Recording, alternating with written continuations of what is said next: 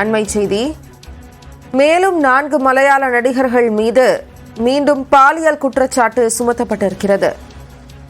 நடிகர்கள் ஜெயசூர்யா, முகேஷ், மணியன் பிள்ளை ராஜு ஆகியோர் மீது பாலியல் குற்றச்சாட்டு சுமத்தப்பட்டுள்ளது. கூடுதல் விவரங்களோடு செய்தியாளர் முகிலன் நம்மோடு இணைப்பில் இருக்கிறார். முகிலன், மலையாள திரையுலகில் தொடர்ந்து குற்றச்சாட்டுகள் வந்த வண்ணம் இருக்கின்றது. தற்போதைய குற்றச்சாட்டை குறித்த விவரங்கள்.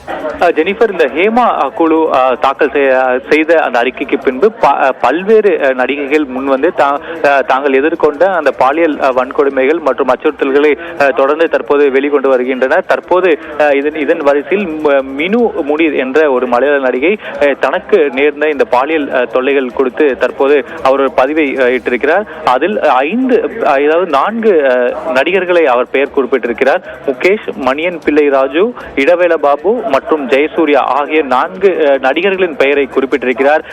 இத்துடன் அதே போல வழக்கறிஞர் சந்திரசேகரன் மற்றும் அந்த ப்ரொடக்ஷன் கண்ட்ரோல் அந்த பிரிவில் 2 பேர் நோபல் மற்றும் விச்சு ஆகிய இந்த 8 பேரின் பெயர்களை அவர் குறிப்பிட்டு இந்த 8 பேர்களால் தான் வந்து பாலியல் தொல்லைக்கு உள்ளாக்கப்பட்டதாக அவர் குறிப்பிட்டிருக்கிறார். 2013ஆம் ஆண்டு தான் முதல் படத்தில் நடித்துக் கொண்டிருக்கும் போது உடல் ரீதியாகவும் வார்த்தை ரீதியாகவும் தான் பாலியல் தொல்லைகளுக்கு உள்ளாக்கப்பட்டதாக அவர் பதிவிட்டிருக்கிறார். அதே போல மிக முக்கியமாக தான் முதல் படத்தில் நடிக்கும் போது நடிகர் ஜெயசூர்யா தன்னிடம் அநாகரிகமாக நடந்து கொண்டதாகவும் தான் இந்த மலையாள திரையுலகில் நிறைய ப்ராஜெக்ட்ஸ் கிடைக்க வேண்டும் என்றால் தன்னை தனிமையில் சந்திக்குமாறும் கூறியதாக அவர் குறிப்பிட்டிருக்கிறார்.